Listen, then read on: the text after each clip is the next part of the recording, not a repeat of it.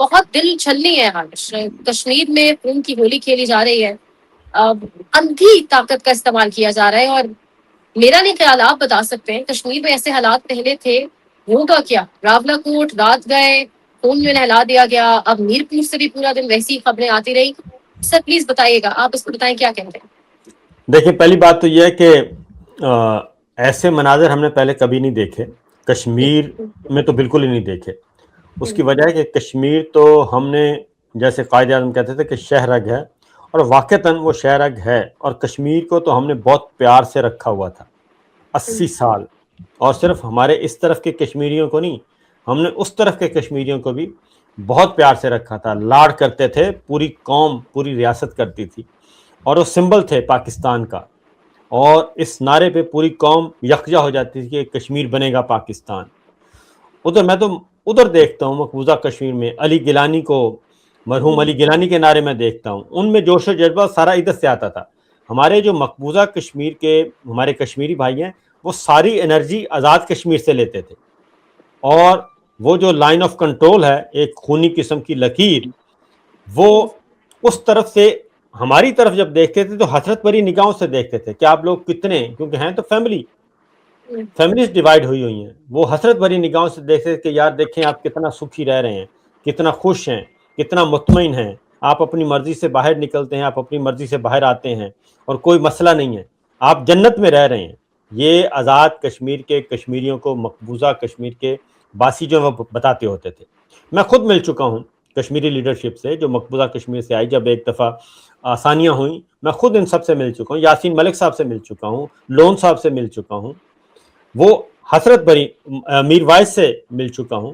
حسرت بھری نگاہوں سے وہ دیکھتے تھے کہ کاش ہم بھی ایسے ہو جائیں, کاش یہ مصیبت مقبوضہ وادی میں بھی یہ ختم ہو جائے.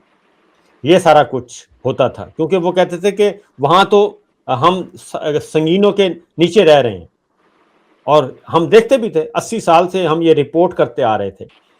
پھر یہ یہاں سے سارا کچھ وہ انرجی جاتی تھی. میں اب بھی مجھے کالز آتی ہیں مقبوضہ کشمیر, ابھی میں رابطے میں ہوں, وہاں سے کالز آتی ہیں کہ ہمیں بتائیں ایکچوئل سچویشن کیا ہے. وہ ابھی بھی مخمصے میں ہے کہ یہ ہو نہیں سکتا کہ اس طریقے سے بروٹیلٹی کے ساتھ یہاں پہ یہ سارا کچھ ہو. وہ ادھر پریشان ہے, اور یہ ادھر جو ہیں وہ آپ نے کہا کہ ریٹ آف سٹیٹ, کون سی ریٹ آف سٹیٹ؟ یہ ریٹ آف سٹیٹ نہیں ہے, یہ بروٹیلٹی ہے, اور اس کے علاوہ اور کچھ نہیں ہے. اور چلیں آپ کا پاکستان پیپلز پارٹی کے ساتھ جی آپ پاکستان کے اندر رہتے ہوئے تو چلیں ہم نے مان لیا کہ ملٹری لیڈرشپ کا ایک ٹسل چل رہی ہے جی کہ ہم ہیں یا ہم ہیں. کبھی آپ نے بھٹو خاندان کے ساتھ, کبھی مینگل کے ساتھ, کبھی بگٹی کے ساتھ, کبھی نواز شریف کے ساتھ, کبھی مریم کے ساتھ, کبھی زرداری کے ساتھ, یہ آپ کی ٹسل چلتی رہی ہے. عمران خان کے ساتھ اب شروع ہے. یہ تو ایک آپ کا ہے, لیکن کشمیر کو تو ہم نے بالکل ایک اپنا اسپیشل بیبی کے طور پہ رکھا ہوا تھا, اور اس کو پھر اقوام متحدہ سے ہم بلاتے تھے آبزرورز کہ دیکھیں جناب ہم نے کشمیریوں کو کیسے رکھا ہوا ہے اور یہاں پہ کیا حالات ہیں. اور اس کے بعد یہ مارٹر گورے وہاں سے آتے تھے, فائرنگ وہاں سے آتی تھی, اور ان سے زخمی ہوتے تھے. لیکن آج کیا سچویشن ہے؟ پچھلے 5 جون اور اس سے پہلے بھی 5 جون کے بعد تو بروٹیلٹی کی انتہا ہے کہ آپ کے پاس کوئی اور آپشن ہی نہیں ہے. وہ ہیں کیا؟ خالی ہاتھ ہیں, وہ بیٹھے ہیں گراؤنڈ میں بیٹھے ہیں. بھئی بیٹھے ہیں تو آپ کو کیا مسئلہ, بیٹھے رہیں, مطالبات کر رہے ہیں. یہ میرے سامنے ان کا چارٹر آف ڈیمانڈ پڑا ہے. اور دوسرا مطالبہ یہ ہے جس پہ انہوں نے دستخط کیے ہوئے ہیں, ان کا دوسرا مطالبہ ہے یہ 12 نشستوں والا, اس چارٹر آف ڈیمانڈ میں دوسرا, اور اس کو انہوں نے ایڈمٹ کیا ہوا ہے, مانا ہوا ہے کہ ہاں یہ ایشو ہے. اب اس کے بعد بھئی آپ کی آگے ہیں وہ دوبارہ تو ان سے بات کر لیں. اور اسی طریقے سے مجھے یاد آتا ہے اصل میں ایسٹ پاکستان, وہ انہوں نے شیخ مجیب نہیں چاہتے تھے علیحدگی, عوامی لیگ نہیں چاہتی تھی, وہ تو الیکشن لڑی تھی, وہ تو آئین پاکستان کے تحت اس نے الیکشن لڑا تھا, الیکشن لڑ کے فیڈریشن کے اندر رہتے ہوئے. اب وہ جیت گئے, جب جیت گئے تو انہوں نے اقتدار انہوں نے نہیں دیا, ان کا نہیں ہم نے ان کو اقتدار نہیں دینا. اور ایسے ایسے عجوبے آئے کہ 2 وزیر اعظم رکھ لیں, ایک ادھر ایک ادھر, اس طرح کی فارمولہ بھی آئے. تو یہ تو ہم نے خود ان کو دھکا دے کے کہا کہ جناب نہیں, آپ साइड पे जाएं, 6 पॉइंट्स पे वो 3.5 पॉइंट पे आ गए थे, हाँ 6 पॉइंट पे भी उन्होंने कहा 3.5 पॉइंट रह गए हैं, इन पे बात कर लें, उस पे भी बात नहीं की गई। तो ये कश्मीर के साथ तो बिल्कुल ऐसे हो रहा है जैसे लगता यह है कि ये बिल्कुल इनकी अकल जो है वो हो गई है, और ये खुद धक्का दे रहे हैं कश्मीरियों को कि भाई आप ये जो कश्मीर बनेगा पाकिस्तान जो नारा लगाते हैं ये ज़हन से निकाल दें। हम बड़े जालिम लोग हैं, हम मकबूजा कश्मीर से भी ज़्यादा जालिम हैं। अब तो मुझे जो कश्मीर में जो तस्वीरें नज़र आ रही हैं, हकीकत है कि वो ऐसे लगता है जैसे गज़ा है आज़ाद कश्मीर में, और वो वीडियोस हम दिखा नहीं सकते, वो सिर्फ हम देख सकते हैं। सीधी सीधी गोलियां मारी जा रही हैं, उसके बाद लाशें गायब की जा रही हैं, और आते हैं और सादा कपड़ों में नकाब पोश लोग आते हैं और गाड़ियां आती हैं और लाशें उठाकर ले जाते हैं। सर एक बात है, कौन सा हाँ। मसला है दुनिया का जो मेज पर बैठे बगैर हल नहीं हो सकता?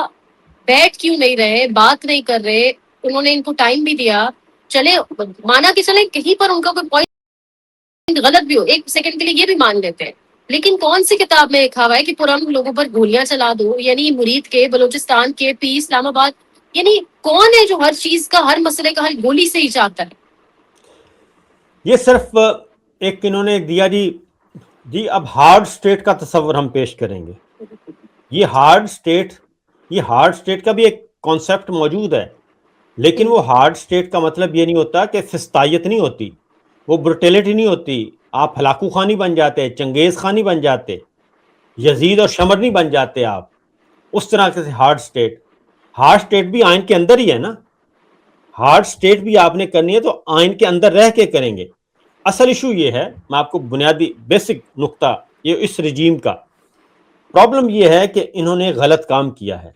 इनकी बुनियाद में, ये बुनियादी तौर पर इनकी बेस जो है वो लेजिटिमाइज नहीं है। ये अखलाकी, कानूनी, आइनी, अखलाकी, जमहूरी तौर पर ये जायज़ नहीं है, और ये कहते हैं कि हमें लेजिटिमेसी मिले। लेजिटिमेसी ये बाय फोर्स लेना चाहते हैं, वो हो नहीं सकती। फिर इन्होंने बार बार आइन को तोड़ा है। माजी के डिक्टेटर्स जो हैं वो आइन को मुअत्तल कर देते थे और उसके बाद अपना निज़ाम मुमलिकत चलाते थे। ये वाले जो हैं इन्होंने आइन को मुअत्तल भी नहीं किया, आइन को हर रोज़ तोड़ देते हैं, और एक ऐसी पार्लिमान बना दी जो इलेक्शन चोर है, जिसको पूरी दुनिया इलेक्शन चोर कह रही है। आप यूरोपीय यूनियन की रिपोर्ट पढ़ लें, आप कॉमनवेल्थ ऑब्जर्वर्स की रिपोर्ट पढ़ लें, आप यूएन की रिपोर्ट पढ़ लें, आप आईएमएफ की रिपोर्ट पढ़ लें, आप पतन की रिपोर्ट पढ़ लें, किसकी भी रिपोर्ट पढ़ लें, वो सारे कह रहे हैं। फिर जिनको ये इन्होंने ला के बिठाया वो भी ये कहते हैं कि हमें तो ज़बरदस्ती ये सौंपा गया, हम तो जाके सो गए थे। वो खुद कहते हैं जनाब हम तो नहीं ये इख्तदार लेना चाहते, हमें तो ज़बरदस्ती ये फार्म 47 सौंपे गए हैं। वो भी वक्तन बताते रहते हैं। मसला ये है, सिर्फ एक मसला है, इशू 1 है, और कोई मसला नहीं। इंटरनल इनसिक्योरिटी है, अंदर खौफ है इनके कि जो इन्होंने बार बार आइन को तोड़ा और बार बार ये जाली निज़ाम को कायम करके उस पर डटे हुए कि जनाब हमने इसको बचाना है। असल में ये जाली निज़ाम को नहीं बचा रहे, ये अपने आप को बचाना चाहते हैं, क्योंकि जिस दिन ये ज़मीन बोस हुआ ये निज़ाम और होना है, उस दिन ये सारे का सारा रिवर्स इंजीनियरिंग होनी है। जब रिवर्स इंजीनियरिंग होगी तो उसमें सिर्फ एक है, क्योंकि देखिए चीफ इलेक्शन कमिश्नर निकल जाएगा, वो बिल्कुल भाग जाएगा, वो तेज आदमी को कहेगा जनाब मैं कौन होता हूं, मुझे तो रात को 12 बजे बुलाया था और बुला के कहा कि आप रिजल्ट रोक दें, मैंने रिजल्ट रोक दिए। इलेक्शन कमीशन, वो आपका चीफ कमिश्नर रावलपिंडी, लियाकत जट्टा साहब वो बता चुके हैं। उसके बाद आईजी पंजाब वो बता देंगे, मोहसिन नकवी खुद बताएगा कि भाई मेरे पास तो कोई इख्तियार नहीं था। अनवार काकड़ भी बताएंगे कि हमारे पास कोई इख्तियार नहीं था, वो तो चीफ कमिश्नर साहब जाने और काजी फाइज साहब जाने, ये तीनों मिले हुए थे और तीनों ने कर दिया। आपको पता है कि चीफ इलेक्शन कमिश्नर राजा साहब ऑफ द रिकॉर्ड सहाफियों को, एंकर्स को बता चुके हैं कि मेरे पास नहीं था जी, वो तो सारा अमला ले गए थे हमारे भाई लोग, वो ये ऑफ द रिकॉर्ड सारों को बता चुके हैं। अब इसीलिए इन सबको वो एक्सटेंशन पे रखा हुआ है।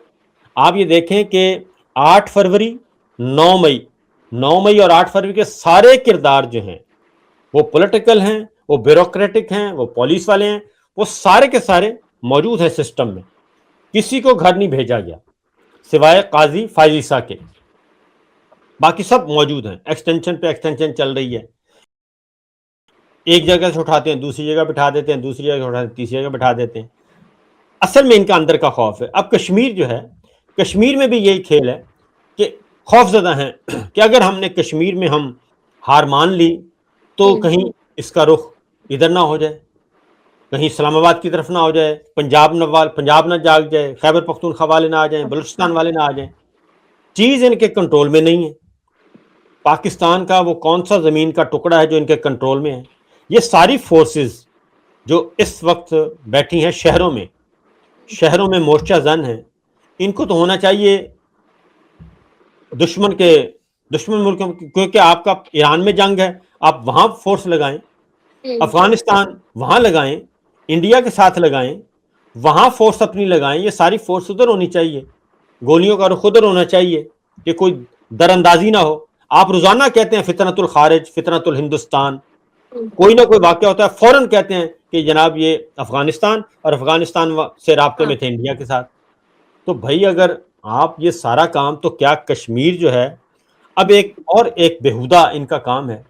یعنی میں اتنا وہ کہتے ہیں اتنا خوفزدہ ہو چکا ہوں کہ اب یہ کشمیریوں کو ٹی ٹی پی کے ساتھ جوڑنا چاہتے ہیں. یعنی کہ کوئی بیانیہ نہیں بن رہا, ٹی ٹی پی کے ساتھ جوڑ دو. اور کبھی آپ یہ ٹی ٹی پی کون ہے؟